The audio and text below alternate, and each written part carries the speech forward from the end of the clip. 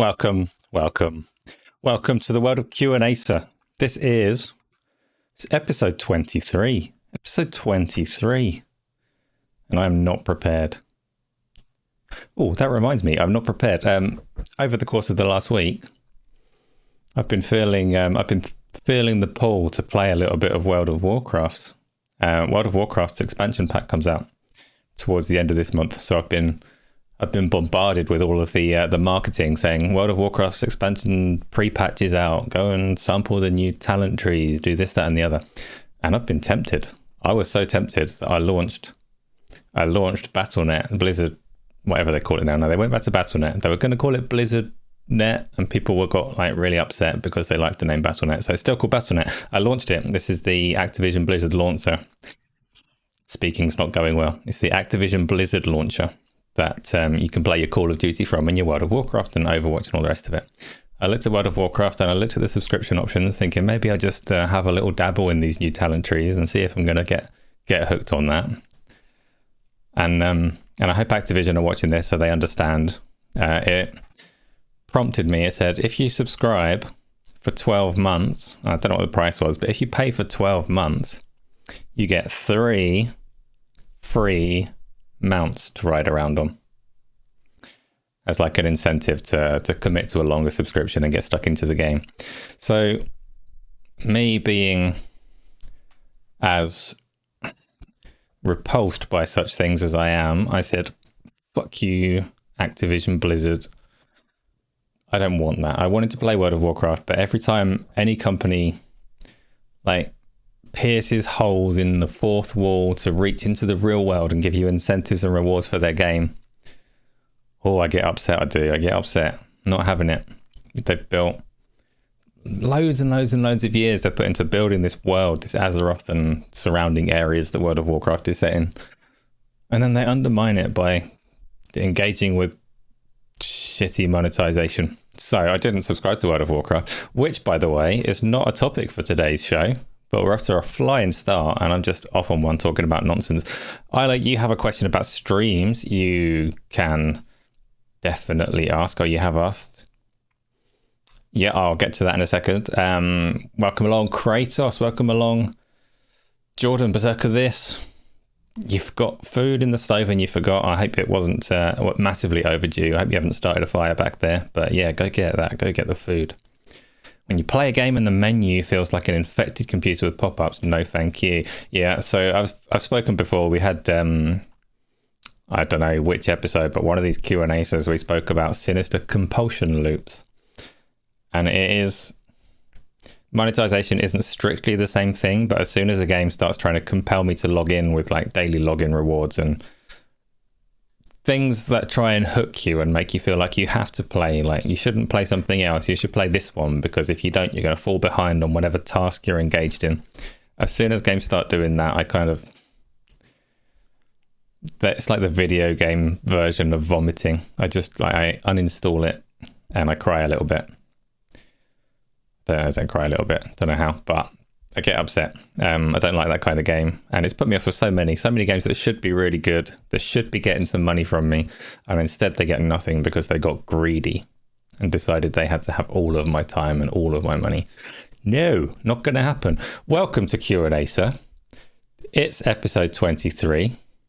This show is still sponsored by the wonderful website we know as Game On Daily. There's been loads of news and stuff. Oh, look, right here on the third item of the day, Battlefield 2042 is joining Xbox Game Pass Ultimate and EA Play. You're welcome, everybody that asked if they should buy this game or not and received the advice that it will soon be on Xbox Game Pass. It is now confirmed. It's coming to Xbox Game Pass with the launch of Season 3, which is... Let's see what they say. Real soon, it says. Real soon. Okay, I'm skimming and I can't see a date, but that's coming soon. Battlefield 2042 is genuinely very good now. What's the development update? Are you going to have developers talking at me? Yeah, I can leave that on in the background. That looks adequate without any volume, because I think it is a talky video. So Battlefield 2042 is actually a very good game now. if you like Battlefield in general.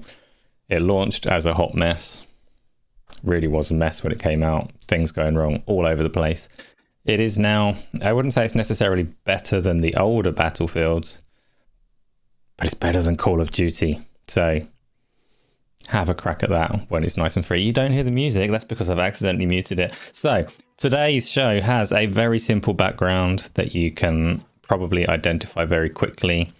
Not the first time that I've had this one, but it's an easy, relaxing go-to that I come back to every now and again. Not to play, I don't really play that game at the moment, but I use it for backgrounds for this show when I like it. The OST is also probably quite simple for a lot of you. Doesn't fit the background in any way whatsoever, but it's there. So yeah, shout out your guesses when you can hear it and when you know what the background is. That's just fine. The OST should slowly fade into your ears as we go. Just turn it up a tiny bit. Live chat, I am on live chat. This is your favorite show. Thank you very much. I appreciate that. It's my favorite show too. Fuck everybody else that gets in my way. Let me talk to all of you. This is the way to go. That's a little bit unfair. Like, I do like talking to the other people that we have on Go Live, and some other people put on really good, impressive shows as well. So yeah, but we're having a good time, right? I'm having a good time. So I say this every week. My intention for the last 3 or 4 weeks has been to put on a slightly shorter show than I have been doing. I keep on like running for 2 hours, and nobody wants to listen to me for 2 hours. So I try and keep it short. So I've come equipped today with very few topics. Very few topics. But as always, I welcome any topics that you bring as well. So runtime, we're just going to have to see what happens. We're just going to have to see what happens. But I always start, every week besides this one, I always start talking about what I've been playing and what you've been playing. This week I've already whittled on about a whole load of other nonsense before getting into it, but let's start now. So this week I've been playing Psychonauts 2, which has been ongoing for like a month, but I had a bit of a break from it. I picked it up again, completely lost, and I still love that game, and it still means a lot coming from me because I really don't get along with 3D platform games. Psychonauts 2 is very much a 3D platform game. It has gameplay mechanics that I don't necessarily care for, but it's so vibrant, and the characters that you encounter are constantly surprising and interesting. The play session that I streamed the other day met like a vacant brain that was trying to figure out its existence, and it's not laugh out loud funny, but it's genuinely entertaining and endearing. So I was just having a good time going through that game, picking up on the jokes that are told through it. It tackles some serious issues as well, but very, very good game. If you haven't played it, it is on Game Pass on Xbox and on PC. If you've got the Xbox, that's the version to play. You get all of the fancy HDR and stuff. Gets a bit trippy sometimes. I get a little bit lost sometimes. It's got 3D platforming that sucks ass, but it is a good game. So highly recommended. Give me what you're playing as well. Give me what you're playing as we go, because I'm going to rattle through mine, with one of them being an obvious one that leads into a topic for one of the main topics for the show. How can I borrow Fire Emblem if you are in the midst of playing it? And how can I borrow the 3DS version of Fire Emblem if I do not have one? The Fire Emblem series in general, I'm sure I said before, I really like tactics games, and I really like Japanese RPGs, and I really like the combination where you get a Japanese RPG tactics kind of game. They're right up there with like my very finest genres, like acquired taste, but I love them and have a lot of time for them, which is why I really want to play the Deerfield Chronicles as well. Let me get rid of this trailer.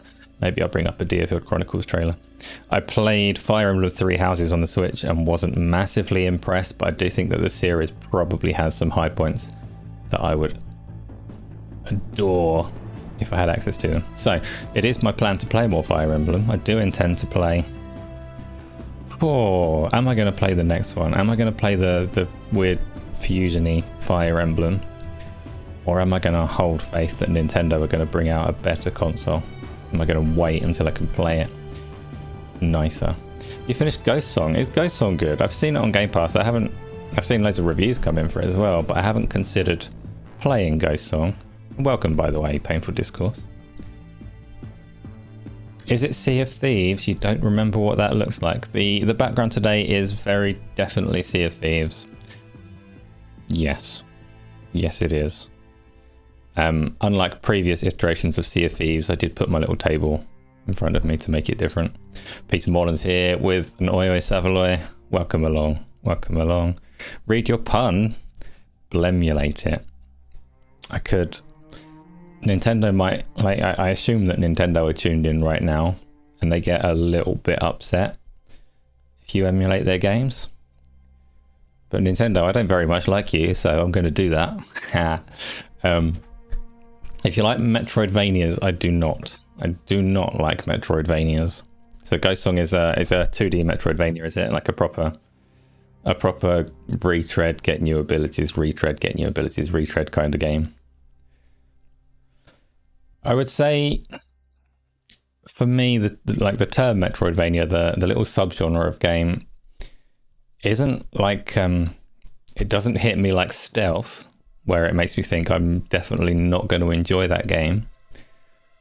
But it also doesn't have any appeal whatsoever. I don't think that it enhances a game to keep going back and forth to the same places. I liked Star Wars Jedi Fallen Order, which is like 3D Metroidvania to a degree, but there's a fair amount of retreading and getting new abilities. Splendiferous, thank you for your enthusiastic yelling. I love it. Welcome, welcome, welcome. 2D games, so 2D Metroidvanias. I played a fair amount of Ori, didn't finish Ori. There aren't many Metroidvanias that I can say that I've enjoyed. I guess does Little Nightmares go Metroidvania? I don't think it does really. I think that's mostly a forward march through to the end. Yeah, but so Ghost Story, Ghost Song, Ghost Story, Ghost Song, same thing. It can be a story and a song. Painful Discourse. So you have finished it. Do you recommend it? Generally and specifically to me after what I've just said. Was it a good experience?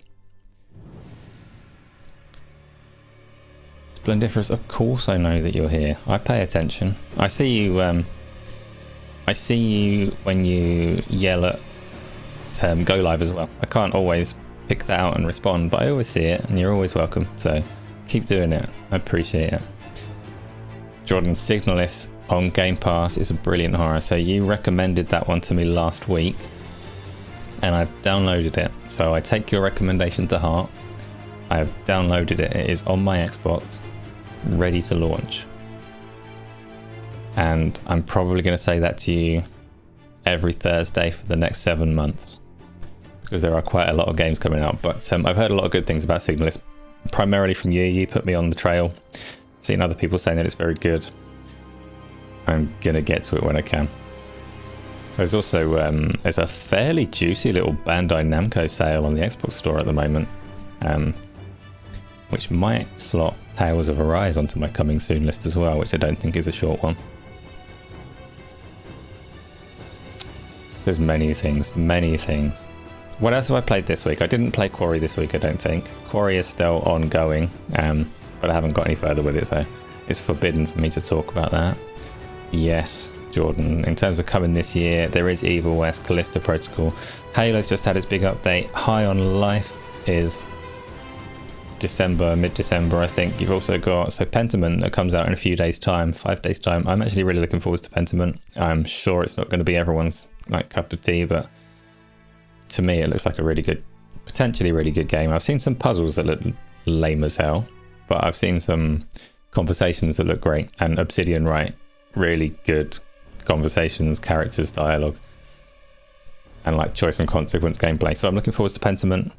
Sommervile comes out in 5 days as well. Splendiferous, the Bandai Namco sale that I just mentioned, is on the Xbox store. Pentiment has had basically zero marketing from Xbox. Do you know what? They have been very generous with review keys for it. There's definitely a lot of people out there that are already playing Pentiment And yes, it is currently under embargo, so they're not allowed to say whether they're enjoying it or whether they're playing it or anything like that. Normally in this situation, you start to hear whisperings about whether a game is good or not. So the fact that you've not heard anybody talk about their experience thus far with Pentiment, and I haven't played it, I'll clarify that straight away, I'm not like breaking any NDA here. The fact that you haven't heard anything is probably not massively encouraging. But I don't care, it doesn't mean I'm not going to like it. I hope. Painful Discourse, I wouldn't like Ghost Song. It was made by one person. I'm going to play the trailer, good idea. Why would you assume that I don't like a game made by one person, hey? Ghost Song trailer.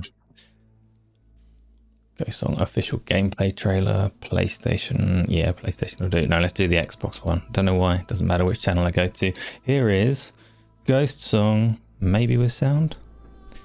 Except my sound turned itself off. Stupid sound. Yeah, reach it with my toes. Part of my very complicated audio setup here is that my simple headphones are plugged into a retired amp, a retired surround sound amp that I don't use in any fanciful way anymore. But it switches itself off if there's no audio. So it switched itself off. I can't hear the trailer. I should be able to hear the trailer now. Now I've muted it so you can't hear the trailer. Now we can all hear the trailer. It looks fine, maybe. I mean, I say this whenever there is a game made by one person. This one person is freaking incredibly talented. Like, for me, if you took a single frame of this game and asked me to draw that single frame, I'd be hopeless. I couldn't do anything anywhere near as good as that. And then if you asked me to actually make a game out of it, you would be barking very much up the wrong tree. I'm bereft of talent, I suppose. And that's not even strictly true. There are things that I can do, but I could not make anything like that. I've said on more occasions that I don't like games made by one person, and you assumed that it was a joke. It's not definitely not the case. I can like games that are made by one person. I don't like hyperbole is what I don't like. So the games that have got my backup are when you get something like Death's Door that was made by two people, and then you have influence-y types trying to convince everybody that it's like the best game they've ever played or whatever. I reject that sentiment. A game that's made by one person can be brilliant in some ways, and I have massive, massive respect for the people that are capable of delivering those games. But so often you just get these weird ones where people get carried away expressing that it's the best thing they've played all year and all the rest of it, and that is not something that rings true for me. But would I play a game made by one person? Absolutely I would. Of course I would. With the expectation that it's made by one person. What about Song of Iron, Splendiferous? Good, fair question. There's a review of Song of Iron on the Game on Daily channel that Gaz did, and it is one of the few things that I agree with Gaz on. Song of Iron, so Joe Winters made it. We've had him on Go Live to talk about it in the run-up to its launch. He's primarily, he came from the Halo Infinite team. He led an art team there. He's not one for code, so he's using like visual tools to make that game. And he's done some things very, very well. It looks cool. Like this last one, it's well beyond anything that I could do in terms of looks, but it is also deeply flawed in the combat. It's been a long time since I played it, but I seem to recall just using the bow was clumsy. Puzzles were fairly simplistic. There are like glaring flaws in that game that kind of counterbalance the things that are good about it. So I say one person team. I think Joe had a composer, like a good composer to do the audio as well. So you've got like a really nice style to it, but fairly flawed gameplay. So Song of Iron 2 is coming out before too long. I'm not sure if there's a bigger team behind it or if it is still Joe going along. I think Song of Iron was quite successful for him, so he's pushing on with the sequel. He said a long time ago that it was planned as a trilogy, and it does some things that were nice, right? You're back. You missed loads of stuff, Kratos. Loads of stuff. Splendiferous, you tell me about Song of Iron, though. Did you enjoy Song of Iron? Did you think it was the best game of the year? I hate indies. I love indies. All of them. I hate more so... Hate's a strong word. I am very aware of AAA games being quite rigid in sticking to formulas.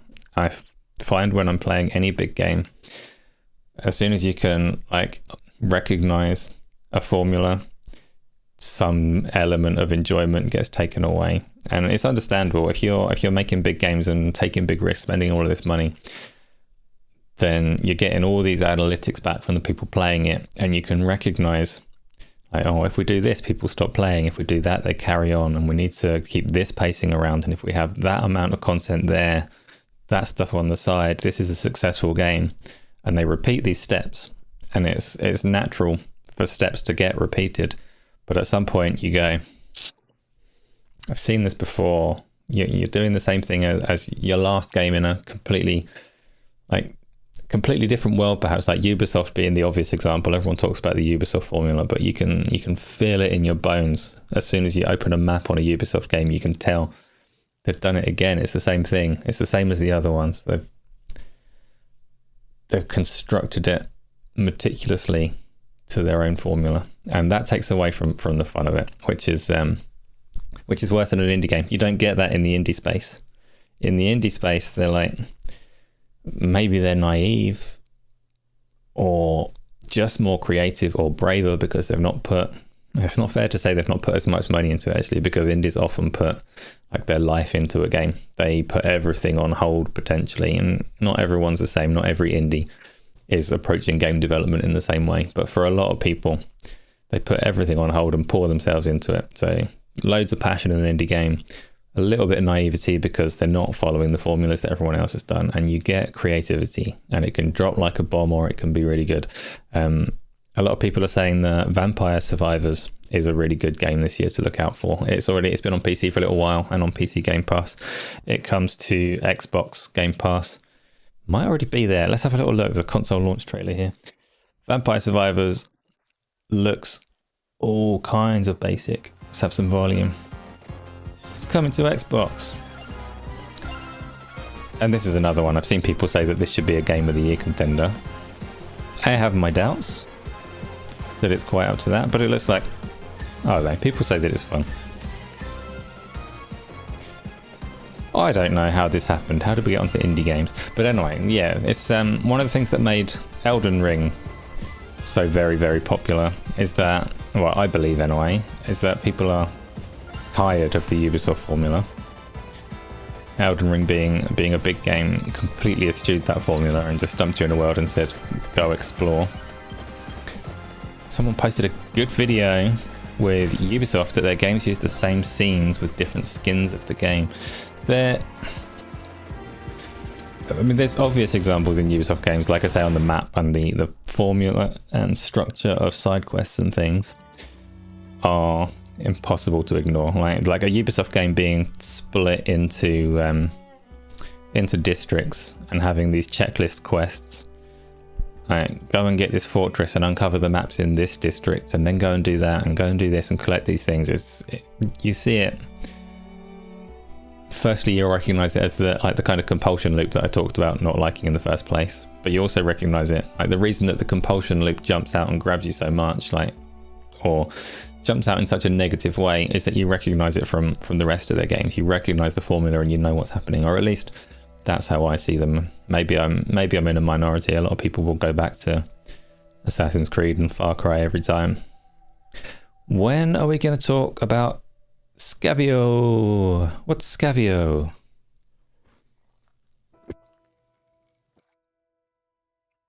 Coffee. KY, welcome along. You have only just got here, so you have surely not smushed the like button yet. Everybody, Smush the like button. When are we going to talk about Pokemon? Sorry, Miles. I don't care how you say it. Miles did a video on Pokemon Scarlet and Violet today, asking about which starter thing you want. And my answer is still none of them. It's none of them. You hit the button. Thank you, KY. Thank you, everybody that has hit the like button. Thank you, everybody that has turned up for our little conversations. KY, what have you been playing this week?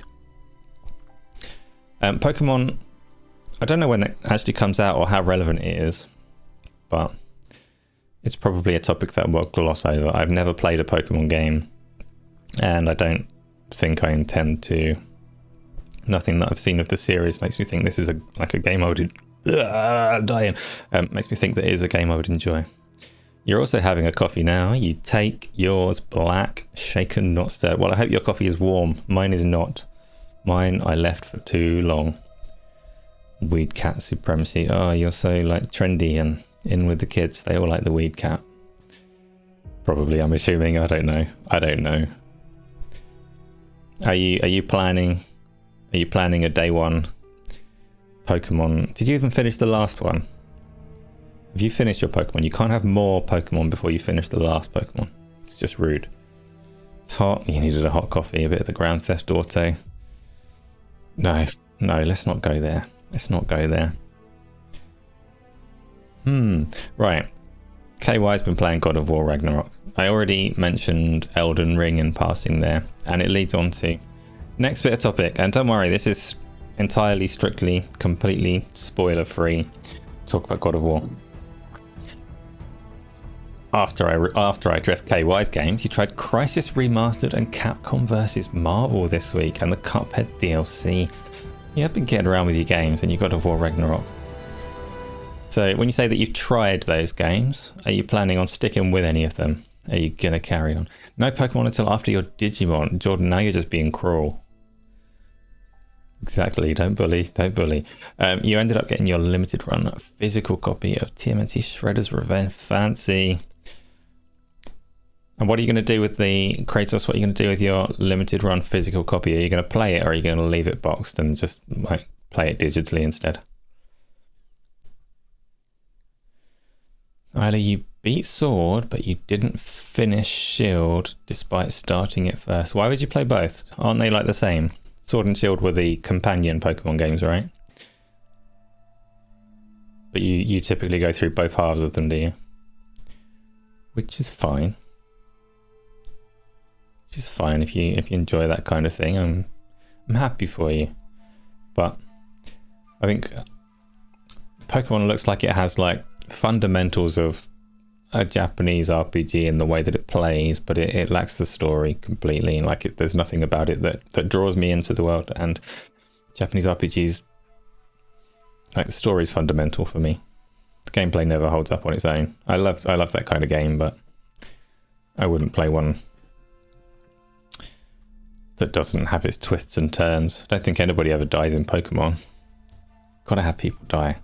I'm a big fan of people dying. In games. Not a monster. Don't call me a monster. Nobody has yet, but I'm thinking it, so you should be too. God of War Ragnarok. Why is there a Pokemon called Boobies? Only if you can name them yourself, I assume. Can you name your own Pokemon? You got bored and lost right before the last gym. Months later you started over on the other game. I see. And that's why you started Shield first but finished Sword. Do they have like significantly different endings? Do they even have endings? Is there a post-credit scene that like alludes to the next story arc in the next Pokemon game? No, because there's no bloody story. Don't lie to me. So Kratos, you bought 3 copies of Shredder's Revenge. One for your brother's Christmas gift and one, or keep it a secret, it's not Christmas yet. And one that's going to stay sealed, and yes, you opened one. Good. Hope you enjoy it. So, God of War Ragnarok. I'm gonna look at this in 2 ways. First of all, I'm gonna include it as game that I've been playing. So I have been playing God of War Ragnarok. Not very far into it. Absolutely not going to give you any spoilers from what I have seen of it. I will say I'm very much enjoying it so far. It starts very, very strong. I'm still within a section of the game that is very tightly scripted. There's very little like free movement and exploration right now. It's pushing its story forwards, but it is pushing its story forwards very, very effectively, bringing in like new characters and angles and things at a pace, and all of them so far have been fascinating. The story is just it is effective in making you want to know what happens next. I will say that about it. In terms of gameplay, it's the same as the one before so far. I'm sure like my combat options are going to expand as the game goes on, but it feels a lot like God of War 2018, so you already know if you like it or not. I get a little bit upset that the circle and the cross button are mapped incorrectly for my tastes. Circle is dodge. Everyone knows that circle is dodge. If 2018 had it the other way around, then 2018 was wrong as well. But no, in God of War, cross is dodge. The cross button dodges and the circle button, fuck knows what it does. Like, you can use it to climb stuff or something, I don't know. Pick up items. It's the interact button. That's all backwards, and that makes me unhappy. Is God of War set in the EU? That's a strange question. No, it's not set in the EU. But,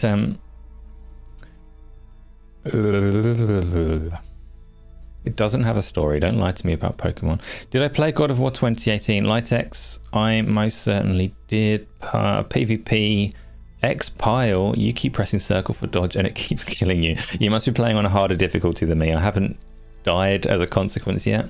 I suspect that I could jump into the menu and possibly change the mapping around to suit me better, so I might actually do that. But so far the game's been that good that I haven't wanted to go into the pause menu to change those buttons around. I just wanted to push on and see what happens, which is a very good sign. Like X, I very much enjoyed God of War 2018. Yeah, I did. So it's I haven't played it since 2018, so the little story recap in Ragnarök was helpful, if not particularly deep.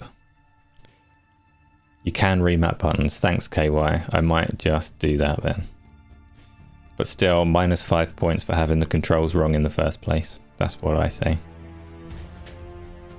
The accessibility thing that you put on was directional swipes on the touchpad. And auto pick up ground items. Yeah. The only thing with the auto pick up of ground items is I think sometimes I assume that applies to health pickups as well, and I quite frequently don't want to pick those up. I quite often, yeah, -5 points on a 5-point scale. It's outrageous. I quite often don't want to pick up the health pickups until I've taken a bit more damage in a fight or whatever. So I think I'll keep auto pick up off for the time being for that reason.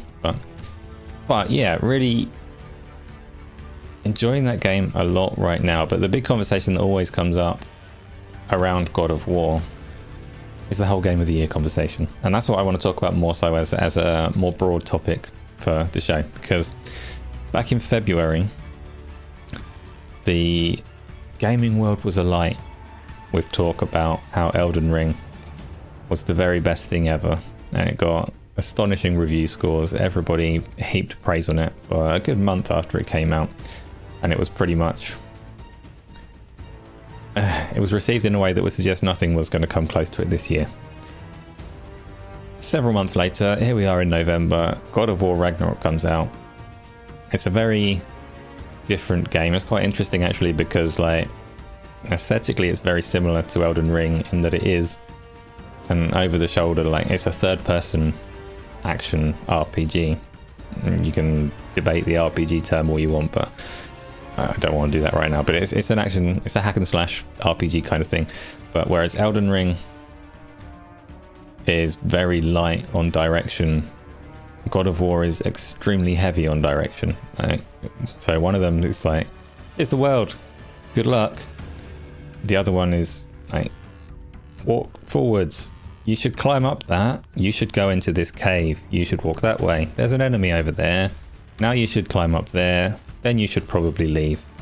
And it talks to you and gives you direction almost as much as Aloy. It's not annoying like Aloy is in Horizon, because it keeps more characters around, so it is conversational rather than weird self-dialogue. But it's very, very, very directed, very scripted, and there's times, this is a thing I don't particularly like actually, but there's quite a lot of times in there where God of War, like 2018, it does its one camera shoot through the entire game, but there are times where it transitions from like cutscene to moment that you're controlling it, and it always transitions for me as like Kratos will be slowly making his way forwards through a crevice or something, and then it'll just stop still, and I'll be like, oh, I'm supposed to hold up for this bit.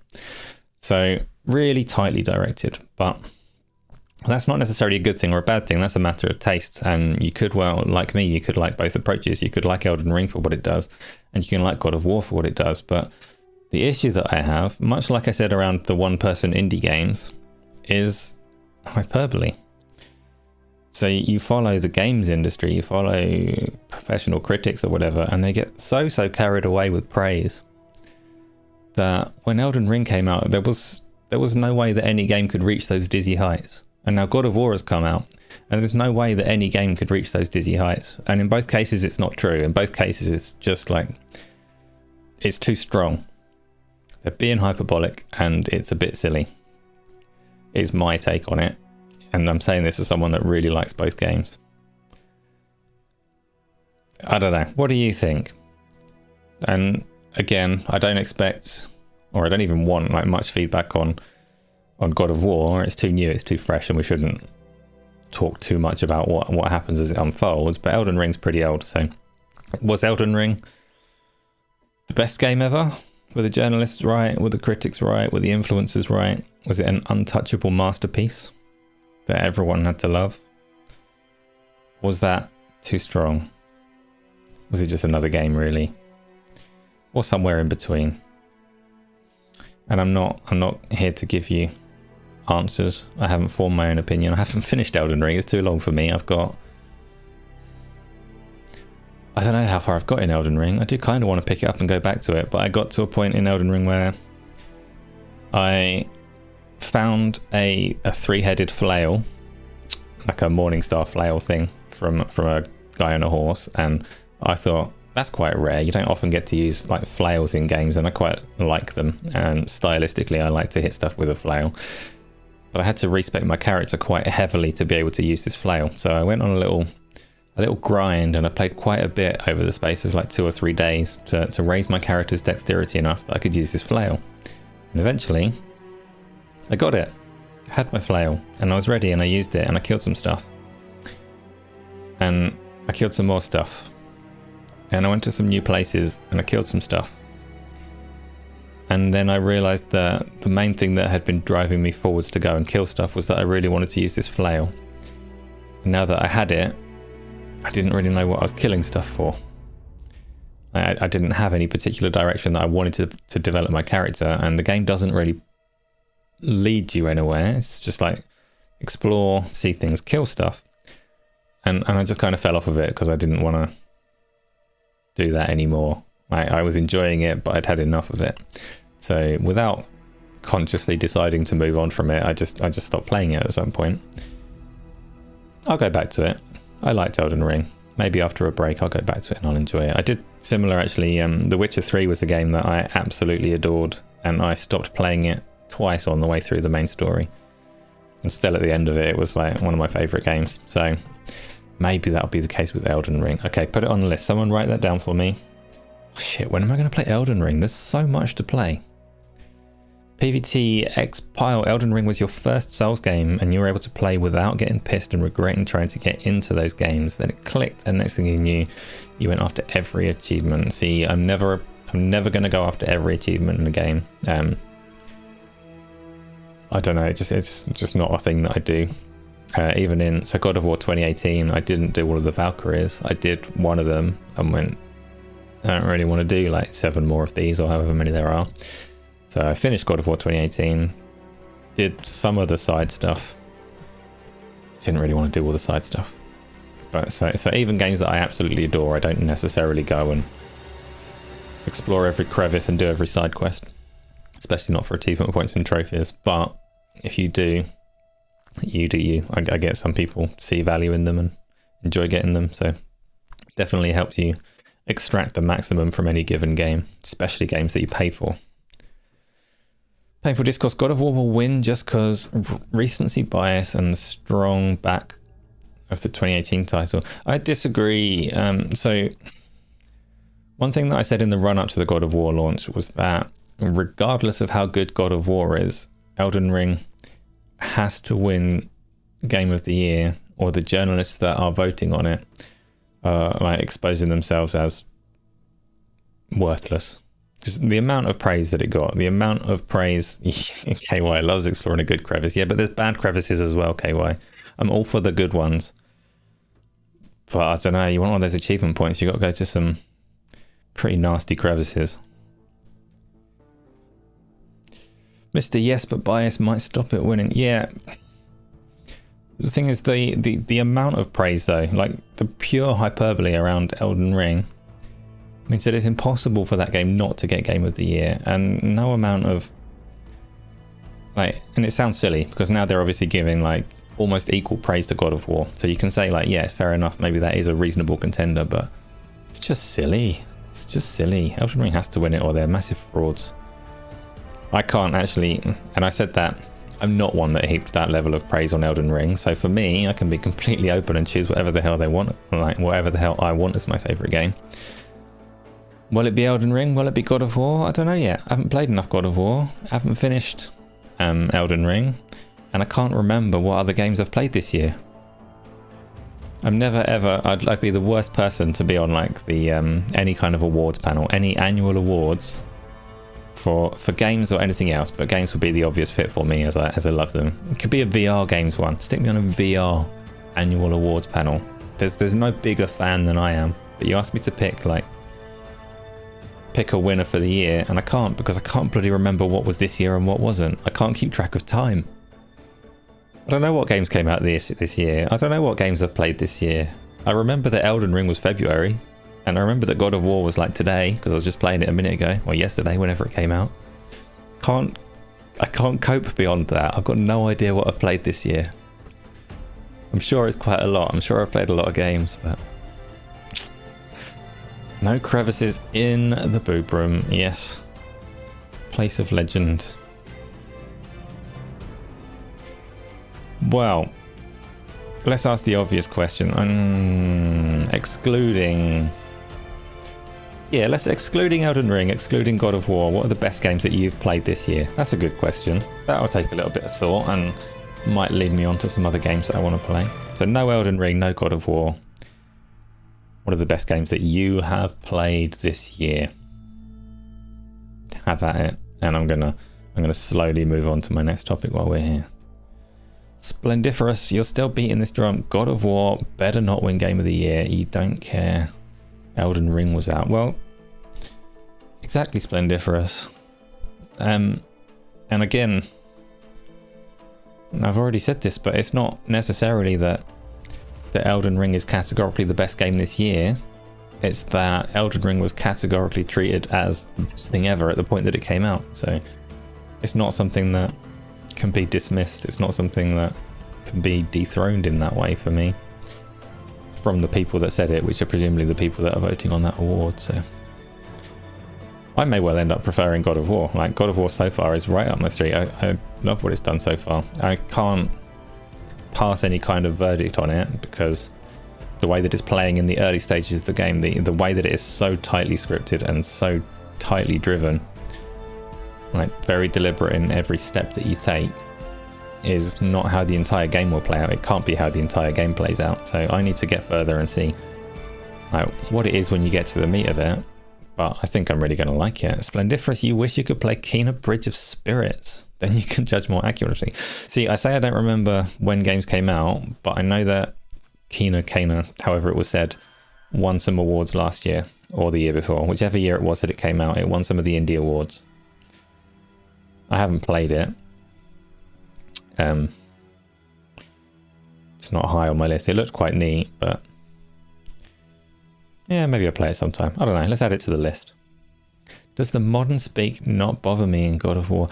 So, again, I think it's okay to say that Mimir is in it. So if you've played God of War 2018, Mimir is the head that Kratos keeps strapped on his belt. He's still around at the point of the next one. And he reminds me of American podcasters, and I find it quite difficult.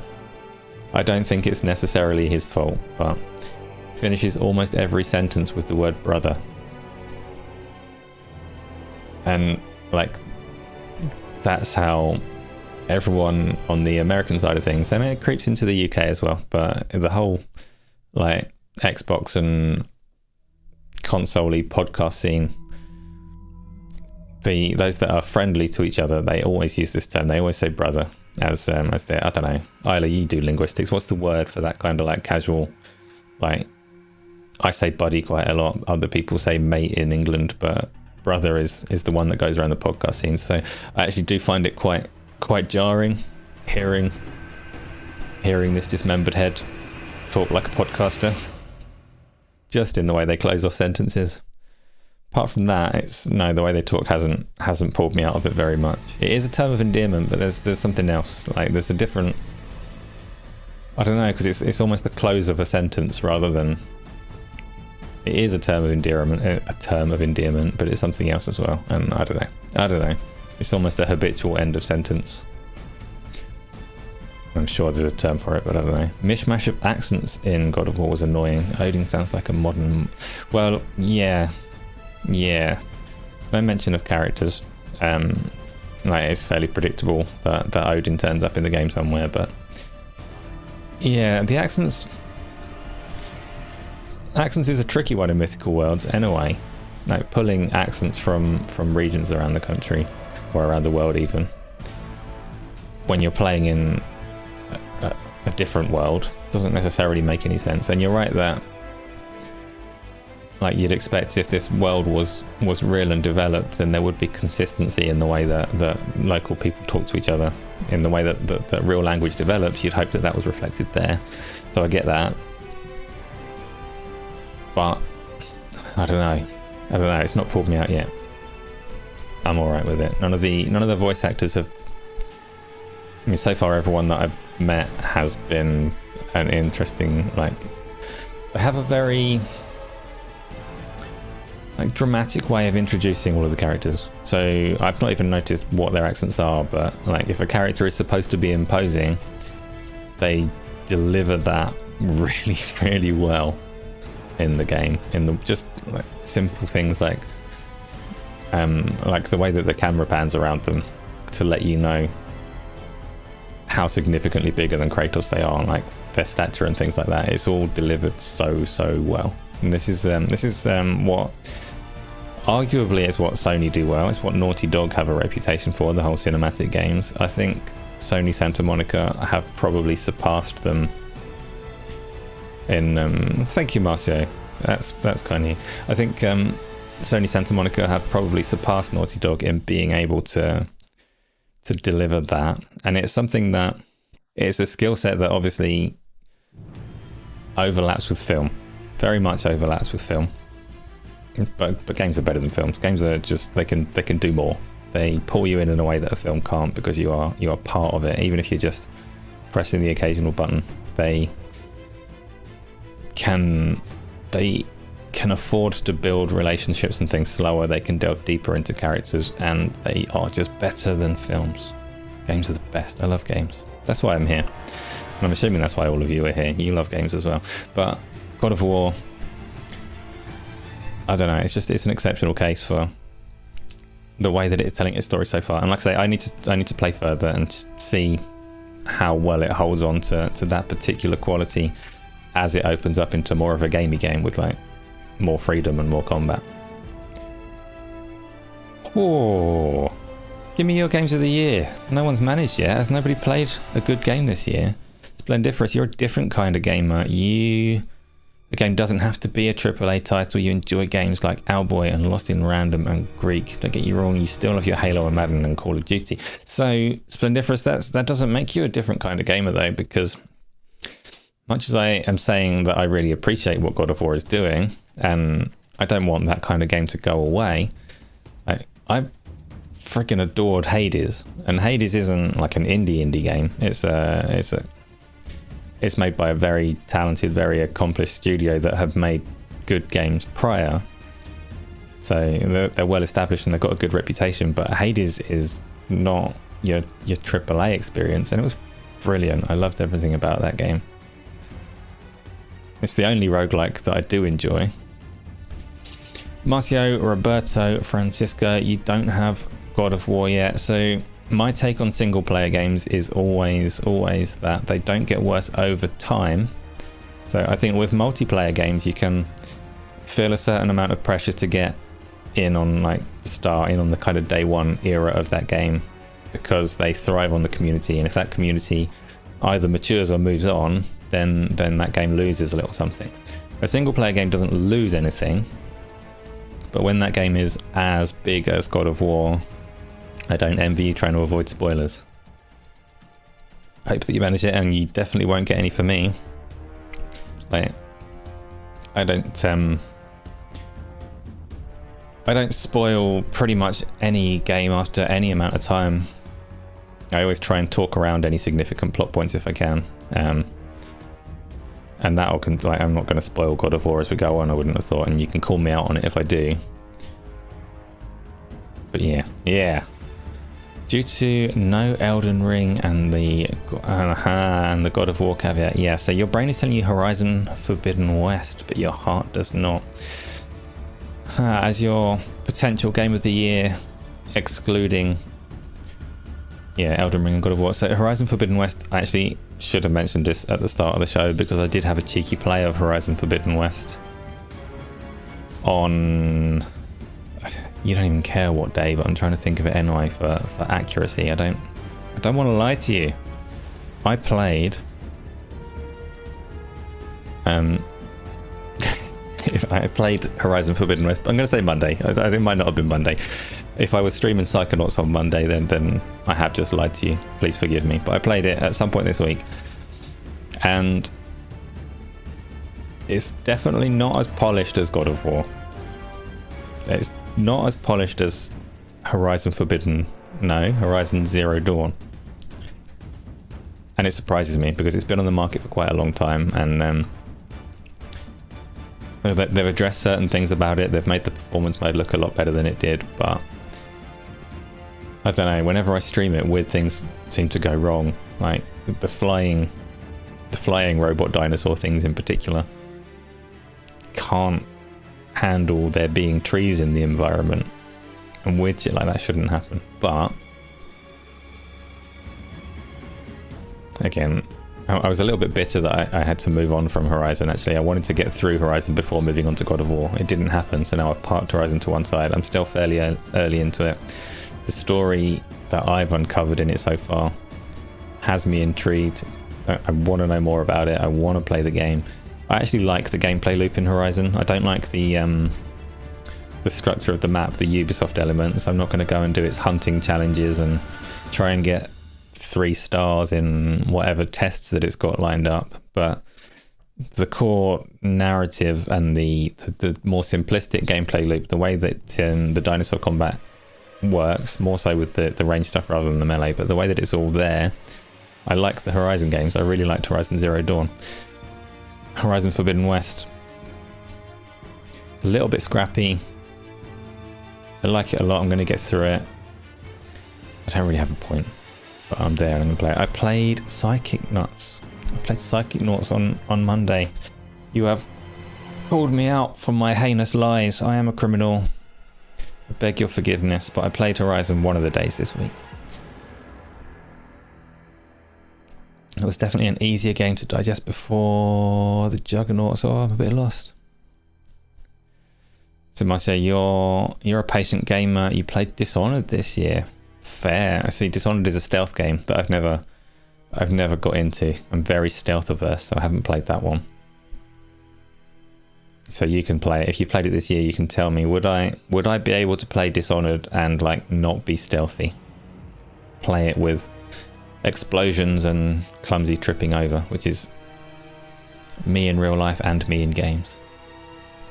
Maybe I played Horizon on Saturday. No, so Horizon if I didn't play it on Monday, then I played it on Tuesday at some point. It was on my PlayStation suspend and resume. I had to exit out of it to start God of War on Wednesday. PVT X pile. Maybe it's private pile. Should I say private pile? Is that the way to go? That's easier than what I'm doing reading out the letters. Mainline 3 Forbidden West is better. It's a better way to go through it. So I did similar on Ghost of Tsushima. Ghost of Tsushima has private pile. I'm gonna get that right in future. Thank you. Ghost of Tsushima has a good mainline story, and it has pretty accomplished side quests where like the character driven side quests are worth doing, but it also litters the map with utter bullshit, like cutting bamboo sticks and chasing foxes and doing poetry and things like that. And in Ghost of Tsushima I bit off more than I could chew doing too much, and it ruined the game for me doing all of the extra things. It's been different, so I'll get that in a minute. The same would be true of Horizon Forbidden West. I'm definitely going to try and pick out like the juicy bits of content, which is going to be the mainline story. And to be fair, so far it has delivered quite well on side quests. A lot of the stuff that I have done, like quests that are given by NPCs, have mostly been quite interesting, but there is definitely a barrel load of crap in there, like a barrel load of crap that I'm going to need to try and avoid for the sake of my own enjoyment of that game. I'm not doing the hunting ranges and various climbs and things like that. Splendiferous, what about Returnal? Did the gameplay loop bother me in that game, and why is Returnal still $60 at GameStop? So Returnal, I liked the moment-to-moment gameplay in Returnal. Like it controlled really nicely.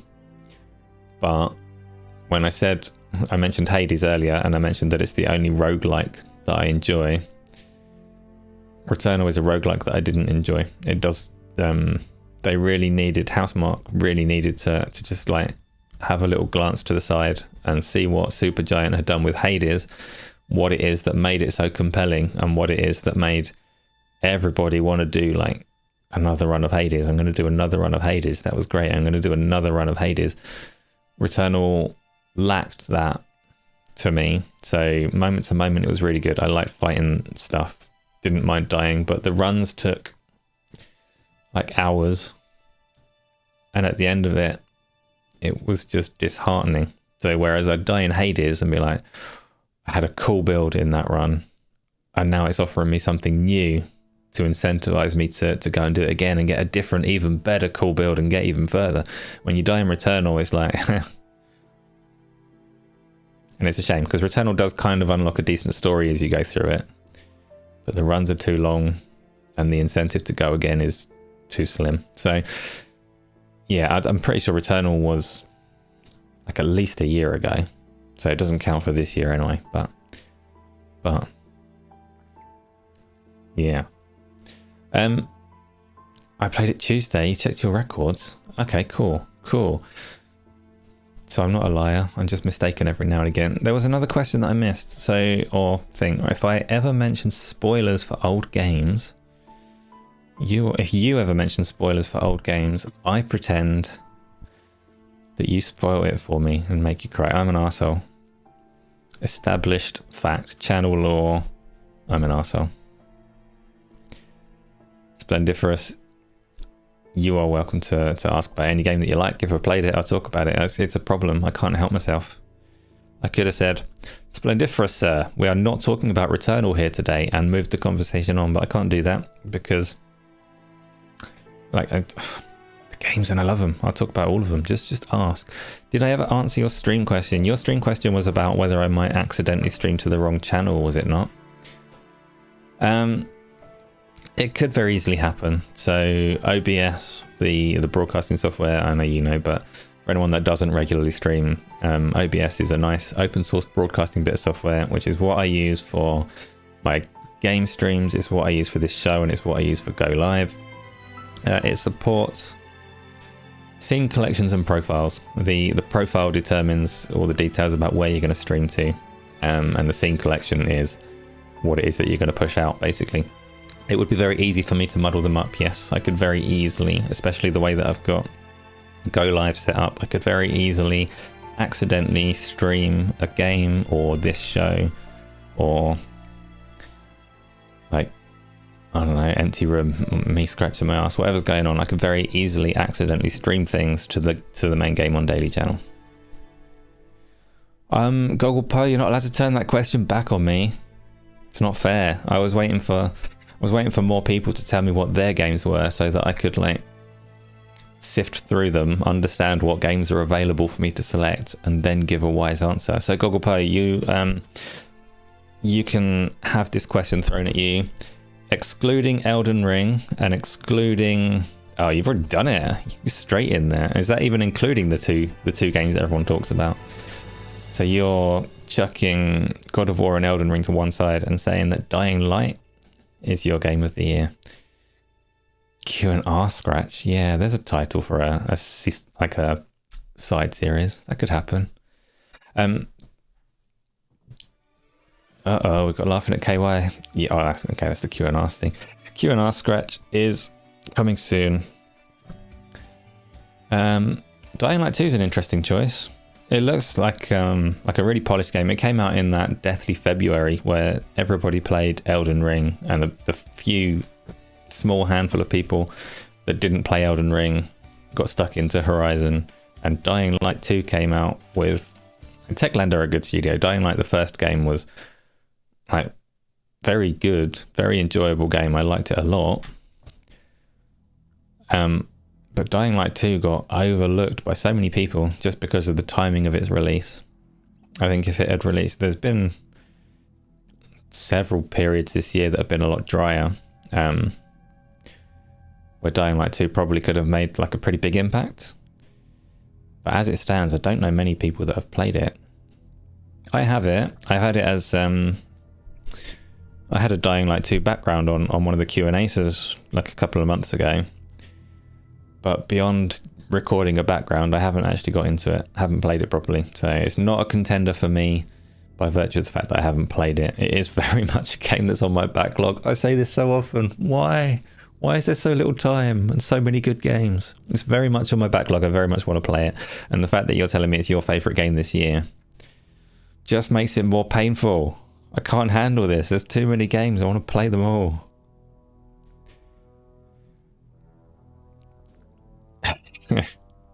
I'm not sure I want to see a thumbnail for Q&R scratch.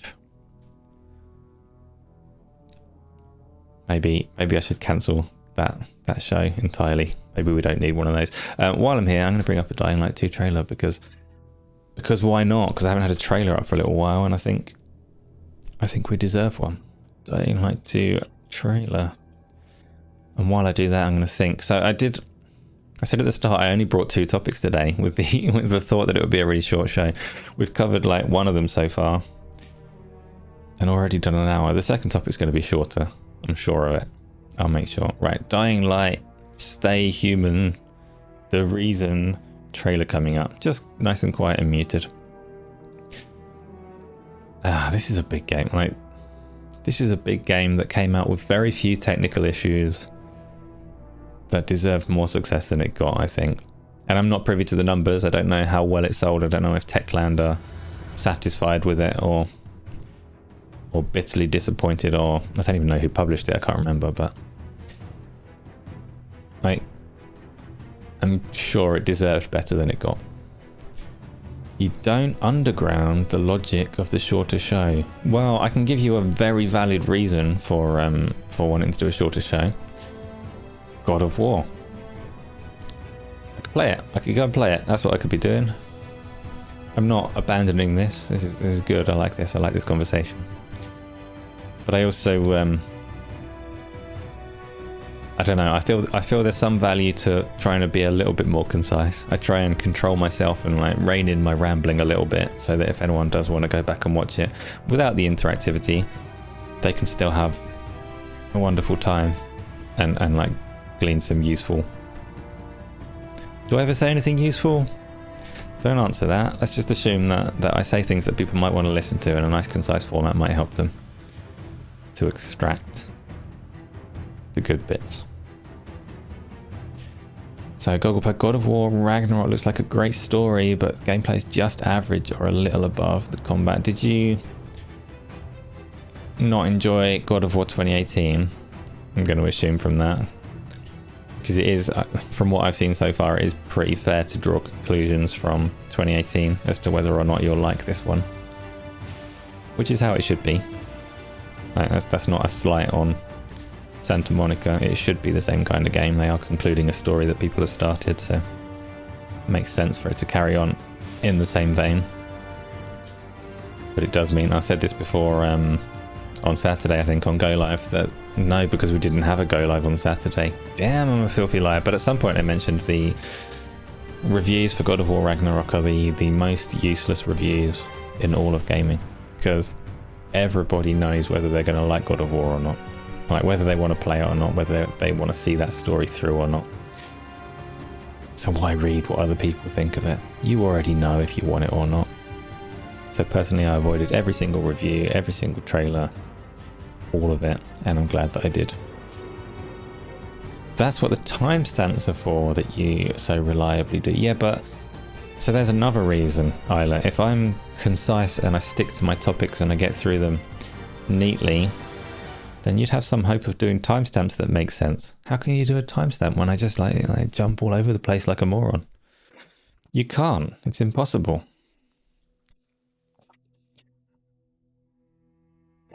What's next? Let's move on. Let's move on to the next one. So the question is still open and very much open for anybody that does watch this after the fact. I do want to know, same as I've asked everyone here, if you exclude Elden Ring and God of War, what are your favourite games for this year? You can list more than one.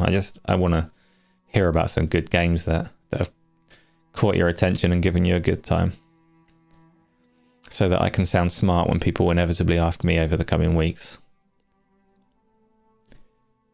Got to sound smart by stealing stuff from you lot. Timestamps are easy, but you sold all your time for fuck all per hour. Yeah, the world is cruel.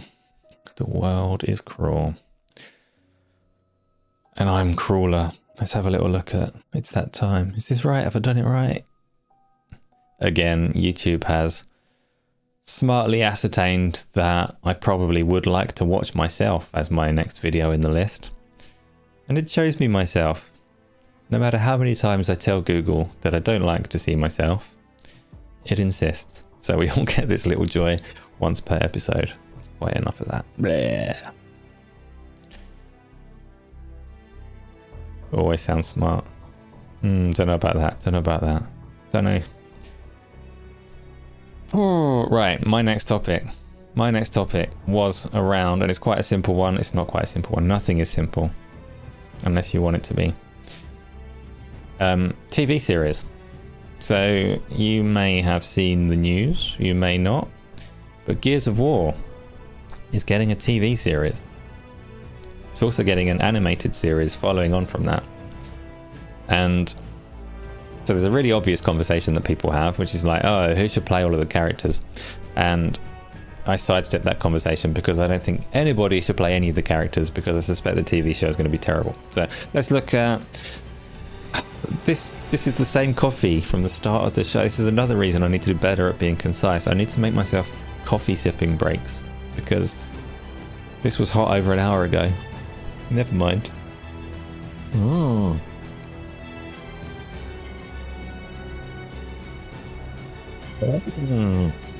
Well, a little bit of extra to dribble there. People buy cold coffee, right? You can buy an iced latte. So why not a room temperature latte? It's the next the next big trend. Lazy latte. Not even warm, not even cold. Gears of War. So starting on the games. I really liked Gears of War 1.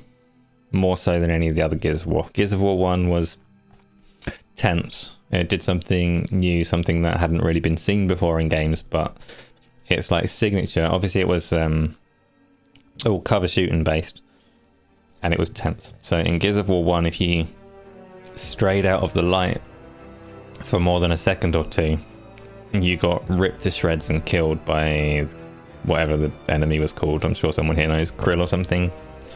Or is that kind of fish? I don't know. You got slaughtered anyway, ripped to pieces if you went in the dark. And it also had very tactical shooting mechanics. So there were a couple of exceptions if you were boring and used a sniper rifle, but generally in Gears of War 1, the guns, the Lancer and the other weapons that you could have were like deliberately inaccurate. And the game, like the moment-to-moment combat, I like to talk about the moment-to-moment stuff within games. It's like it's the feeling as you're actually playing it. The moment-to-moment play in Gears of War 1 was... Oh no, I can see my green screen. Was... What side's my left? That side. Was tactical. You had to be really aware of your position relative to your enemies, more so than being accurate, more so than like stop and pop gameplay that's become the Gears signature. You wouldn't run behind a bit of cover and carefully, precisely shoot at like stray limbs that you could see, or wait for your opponent to stand up and then shoot them. It was much more about outflanking. So you had to maneuver around the levels, and the levels were all like designed with this in mind, and the early levels would kind of instruct you that this is how you're supposed to play. But you had to try and get around to the sides of the enemies if you wanted a chance of efficiently killing them without just blasting a load of ammo into the walls. And it was new. It was a different kind of game that hadn't really been seen before. It was very much a signature release for the Xbox 360 as well. So quite famously, Gears of War was the reason that the Xbox 360 ended up with the amount of memory that it did, because Cliff Bleszinski and Epic Games went to Microsoft and said, with this amount of memory we can make the game look this much better. And Microsoft said, oh shit, yeah, that's a good idea, and put the memory in there, and pretty much laid down the foundation of what the Xbox 360 was going to be. Gears of War 1 though was my favourite Gears, but I can't say I'm massively engaged with the story on it. And the subsequent Gears games, so 2 to 5, I always felt that they chased the Sony formula a little bit more. So they kind of dropped that tactical moment-to-moment gameplay and chased spectacle instead. And again, it's not necessarily bad. For a lot of people, the later Gears are their favourite ones, but it became a lot more grand, and it became a lot more stop and pop, set piece based, like bombastic action game. And it lost a lot of the horror, and it lost a lot of the tension.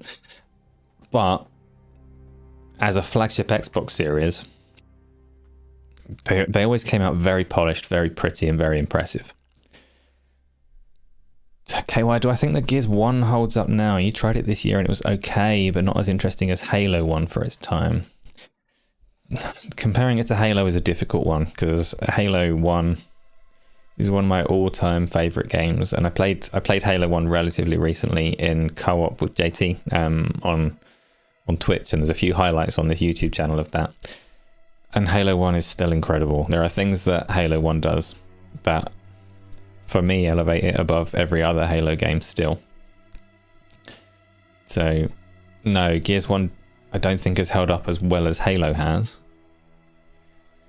But it is still like stored in my memory banks as my favourite of the Gears games. But the Gears story, I know there's a few significant story beats in Gears, and I mentioned that I'm not going to talk about spoil. Oh no, my stream's frozen. No, it hasn't. There's a few significant story beats, and I said that I'm not going to talk about. I talk around spoilers, but Gears is very old. But the story of Dom and his wife is the one that people remember, that pulls at the heartstrings. I don't remember it. It didn't pull at my heartstrings. The story wasn't that impactful for me in Gears of War. It was always more about that spectacle, more about it pushing visuals and technology forwards with every release. And then the story kind of got worse. So Gears 4 and Gears 5, Gears 5 has this like right near the end of the game, it tries to be a more mature, more story-focused game than it's capable of. And it gives you one of those choices. It's like, oh, one of these characters is going to die. Which one are you going to save? And I kind of put my hands on my head and said, like, I don't like either of these characters, so if we could kill them both, that would be just lovely. It doesn't let you do that. You have to save one of them. but the story, it's not that interesting to me. But Gears of War is a good game. Gears of War 6 is likely to be absolutely stunning, and I'm looking forward to playing it. Not for the sake of seeing what happens next in the story. Can't remember what the story is and what it's doing.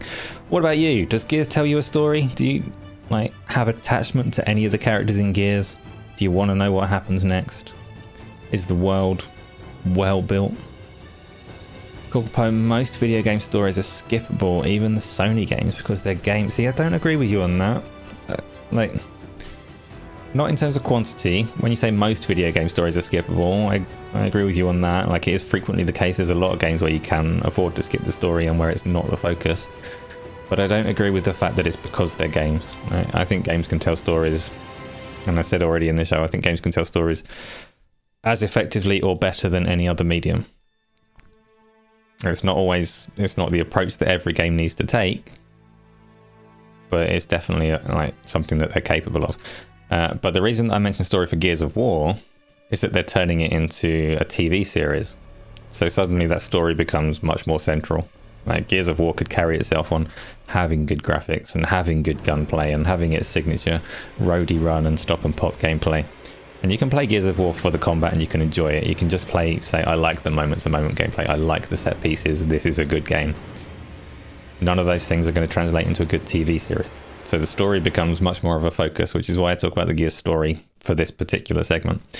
And there's two big concerns for me for a Gears of War TV series, and none of it has got anything to do with who acts which characters. The concerns that I have are, one, that the story just isn't that strong, and two, that if the story was that strong, Microsoft wouldn't know what to do with it. I don't think Microsoft have, and you can give me an example if you can think of one, because I'm very curious, but I don't think Microsoft have successfully executed a TV show just yet. And this is the topic that I wanted to kind of lean towards, more so than the history of Gears of War, but more so how should a TV series tied to a game be handled? Because we've got some really distinct examples that I'll just run over really quickly. One of them is, let's leave Halo until last. So one of them is coming soon, is The Last of Us TV series. And it's not out yet, so I can't say for sure, but everything that we've seen of that series says that they are mirroring the game. It's a retelling of the story from The Last of Us game, pretty much scene by scene. It will have its pacing altered to fit a TV series, but they've taken the story from a story-driven game and said, we want to tell this story to another audience. And that's probably going to work very well. I haven't seen it yet, but there's positive vibes around The Last of Us TV show. And it's matched to the point that in the advertising, they're showing you retakes of scenes. They'll show you a scene as it was delivered in the game, and they'll tell you how it's delivered in the TV series to show it off. And that's a positive. And then you've got Halo, which took a very different approach. Halo has, particularly the first Halo game, I've already mentioned it's one of my favorites. Halo had fantastic world building and a really good story, but it's not delivered like The Last of Us. To be fair to Microsoft, there's much less character dialogue and interaction, so it's much harder to translate it into a TV series. But the approach that they took was not to retell the Halo story as it was, but to reimagine it. And they took the characters that we've come to know and love and kind of ruined them and stuck it on TV. And the Halo series, again, I haven't watched it because it wasn't delivered very well in the UK, but feedback that I've seen on the Halo series is that people that weren't really into the games actually quite enjoyed that series. It's not a bad kind of sci-fi TV series, but it's not the games. And people that liked the games were like, this isn't Halo. Why can I see Master Chief's butt? That's not right. He's not even ginger. It's not the character. We know the character, and that's not him. So the effect of that is that people that liked Halo didn't necessarily care for the TV series, and I don't think the TV series did a good job of boosting the Halo games. I don't think there was a massive influx of people coming and playing Halo because they like the TV series so much. So I consider it's got a season 2, so to some degree it must be a commercial success. But for me, sitting on the gaming side of the fence, I don't think Microsoft did very well with Halo. And that's why I have very little faith in what they're going to do with Gears of War. And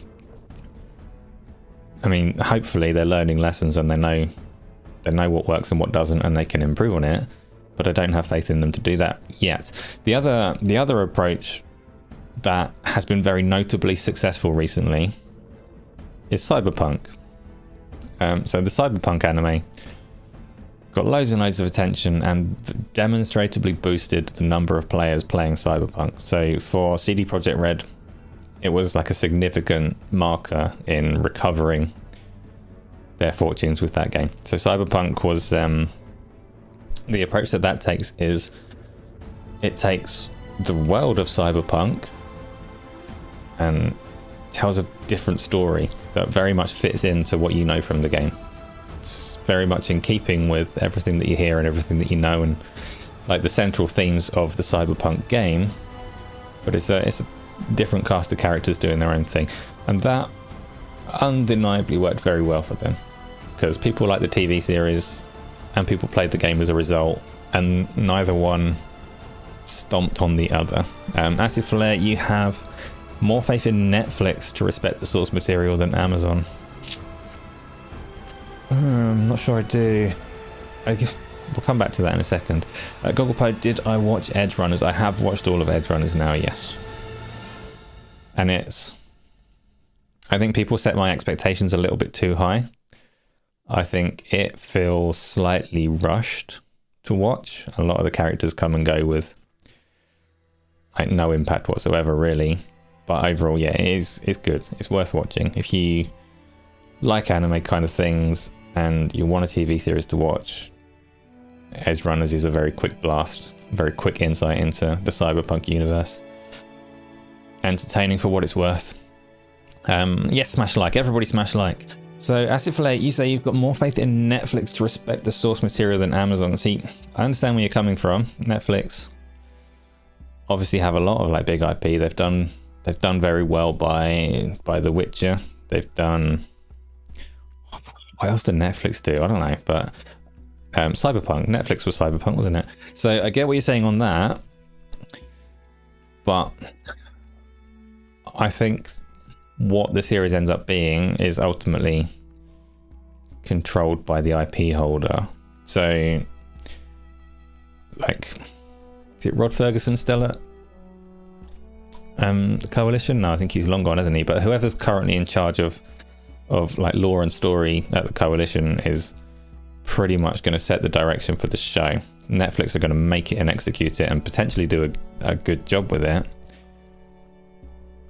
But it is Microsoft that are going to set ultimately what it is, I think. Amazon is doing Fallout. Yeah. And obviously we've heard stuff about, I don't know who's doing it. There's a Horizon TV series as well. So it's all the rage. Everybody wants to expand gaming IP out into the world of TV. So if you had your favorite game, no, that's a bad idea.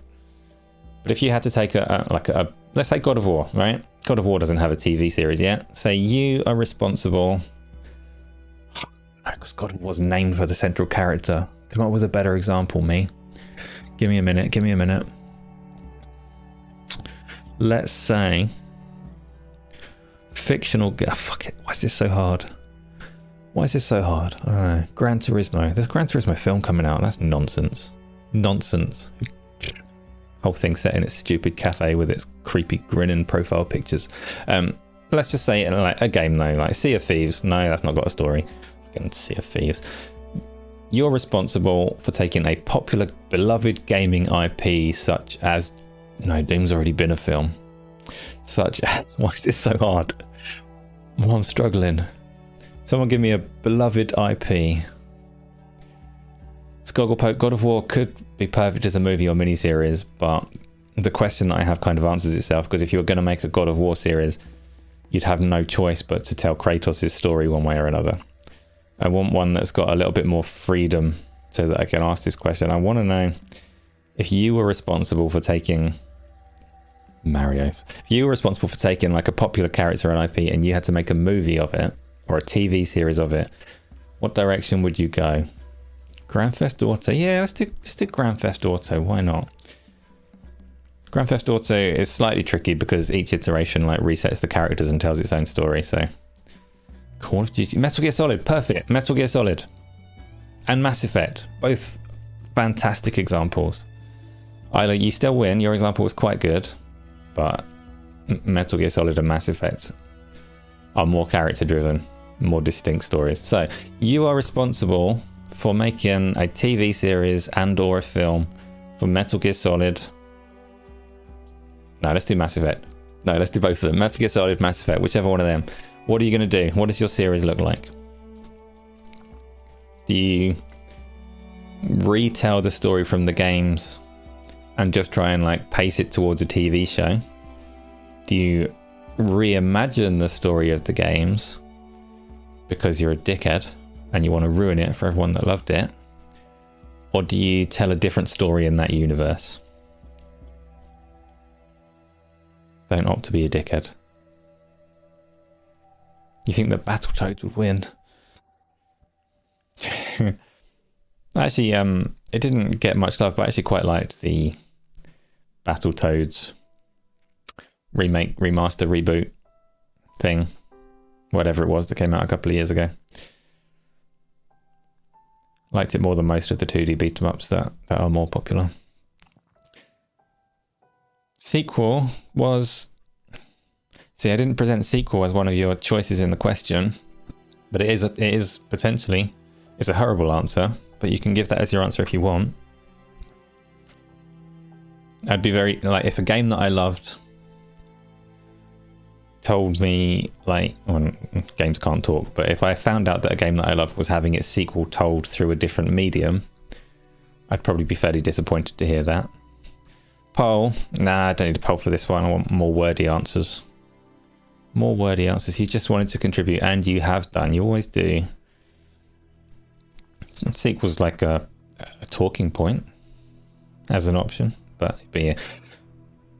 So Sauron Grunt, you would tell a story with the game characters that fits the world, but not the same story as the game. But would that not? So that's similar to the sequel suggestion. For me, I don't know if I'd like that. Like it's extra exposition for the character and things like that and a different medium, but if it's a significant story beat and development that carries that character forwards, I'd probably rather see it in a game.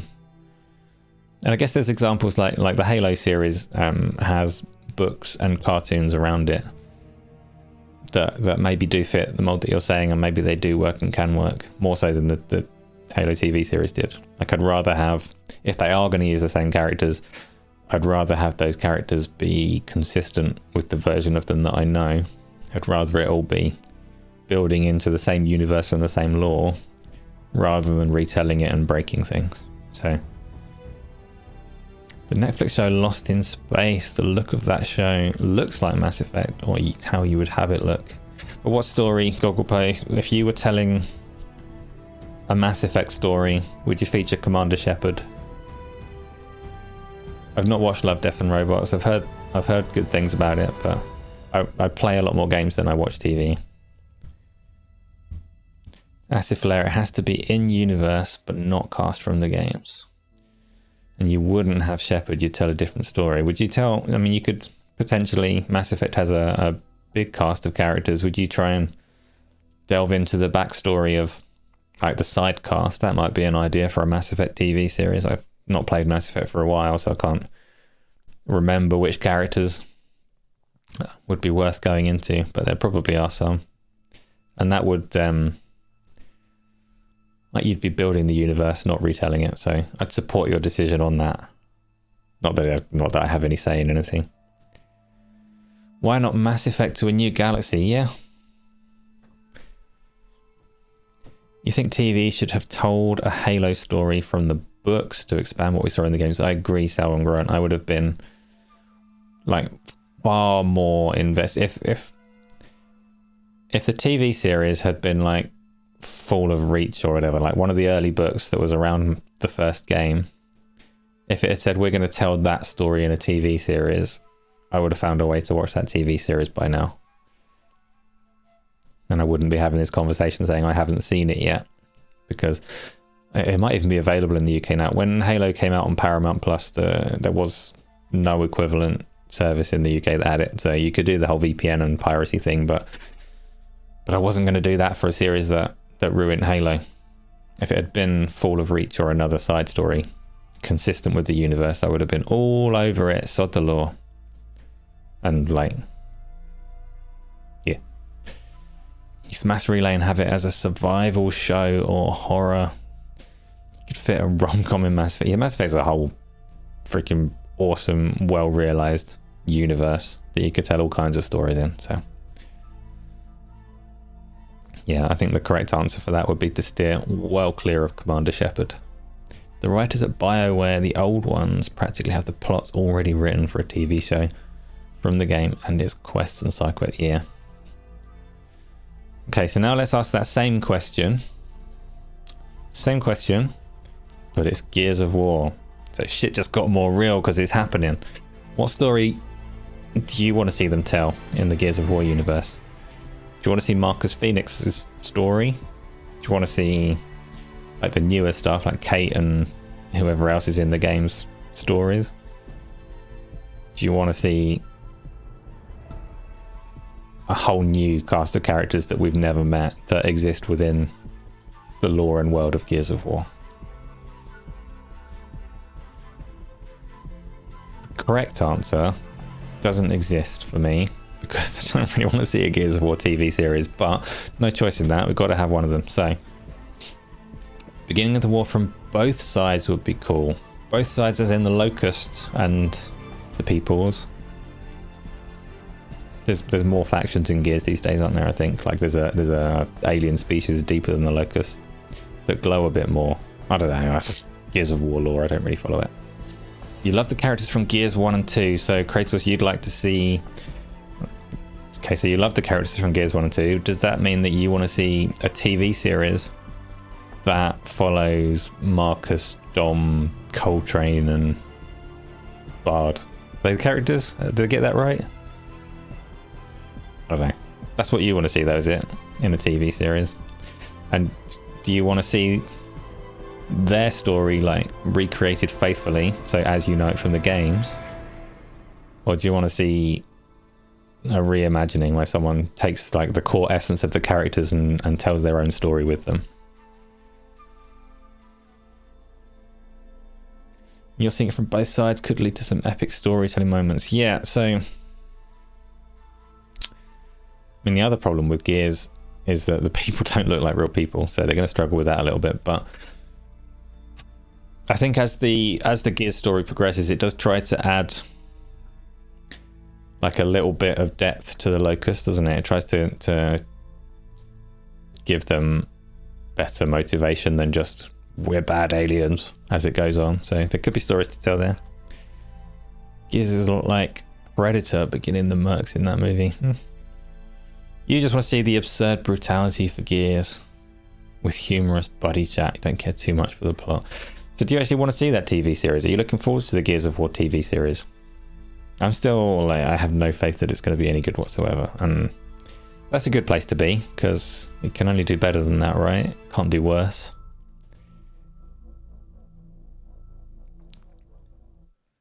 The Gears are ex-football player. I know Coltrane is vocally ex-American football in the games. Yeah, some of them. Chainsaw machine gun, the Lancer, the signature weapon. Yeah, you're all in. Just want to see blood splatting everywhere. Fair enough. I'm definitely, so as Gears of War goes, I'm definitely more looking forward to Gears of War 6 than I'm looking forward to Gears of War TV series. And my leanings towards gaming make that fairly inevitable anyway, but it'll be dark and gritty with some humour. Kind of has to be, doesn't it? It has to be in keeping with the atmosphere of Gears of War. Gears should follow the one Carmine who survives. Or Gears should go like South Park Kenny and kill a Carmine every episode. Just to keep in line with the games. They need to make it top notch, otherwise they'll really disappoint the fans. Yeah.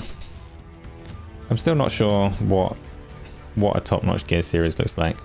I reckon you people that are talking about it here have more faith that you could do a good Gears of War series than Microsoft. And that's based on what they did to Halo. So. In the Netflix show Love, Death and Robots, there's one episode that's totally like Gears. Interesting. I don't actually know what Love, Death and Robots is. Is it like Black Mirror, which I also haven't seen, but from what I understand, each episode stands alone as its own story. Exactly, Acid Flare. We've just created the full tone and plotline of every Gears of War episode. So don't do it, they're just missing an opportunity. Right. I think we're all settled on that. We know what Gears of War TV series is going to be. We're all mad about the Halo TV series. Everybody appreciates the approach from Cyberpunk. We'll wait and see on The Last of Us to see if a direct retelling is a good idea or a bad one. And I'm going to go and play God of War a bit more. You're honestly going to be disappointed watching it now. Yeah, I'm sorry if I've contributed to that show being a disappointment, but it's not too late. They can still do that. They can watch this show back and they can go, oh, that's a pretty good idea, and they can do it. Someone needs to guess the music. Can you hear the music well enough? I can't. You can have like the closing brief few seconds as we fade away to try and figure out what the OST is. It's kind of pertinent to the conversation. It's good loud. Too loud. It does look like it's quite loud right now. Sounds actiony. Could be actiony. Could be actiony. Gonna give you a countdown time. I'm not gonna give you a countdown timer. OnlyFans final boss level. I think you might be playing OnlyFans wrong. But I wish you great success with it. Good loud. The show has a huge video game influence. A lot of video game devs worked on that show. Oh, the Love, Death and Robots one. It's a sci-fi animated adult series and it's very good. I'm catching up. Yeah, so Gogglepo, is it a series though? Do you watch them in order, or does each episode stand on its own 2 feet? Troy Baker is in it, okay. Self-contained episodes, okay. That suits me just fine. I'm going to try and slowly make my way through those when I get a little bit of time. I did manage to watch Cyberpunk, so I'm capable of clawing the occasional half an hour. Are they half an hour or is it a full hour jobby? Got to plan my time around this.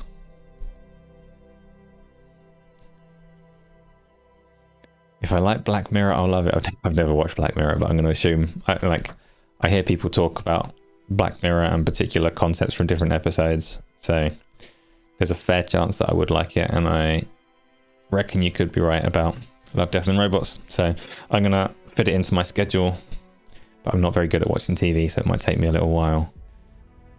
Isla, I can tell you I don't know about everybody else in chat. It's an unusual question. And you don't have to answer if it makes you uncomfortable. The head writer's a prophet, he knows his stuff. Black Mirror here. I've heard. Oh, there's an episode of Black Mirror that fucked you up and it wasn't the pig one. So that wasn't a question for the audience. Okay, cool. With that, before I don't know where I'm going anymore, but I think it's a good time to conclude this week's Q&A. So again, thank you for coming along and talking to me and listening to my nonsense. I know I dart around all over the place, but you're here again, so something must be good. That's great. Go Live will be on Saturday. A bit of a disaster around getting the guests on last week, but this week is all set in stone. It's gonna happen. should be brilliant. And Gaz is back after that, so he can deal with getting guests on there from that point onwards. And I can play more games. I don't know what my plan is for streaming and things. I don't want to stream God of War. I just want to play that one in isolation and take it all in. But keep an eye on the channel and there will be things at some point. And I will see you all in the near future. Is it this button? I forget every week. Yeah.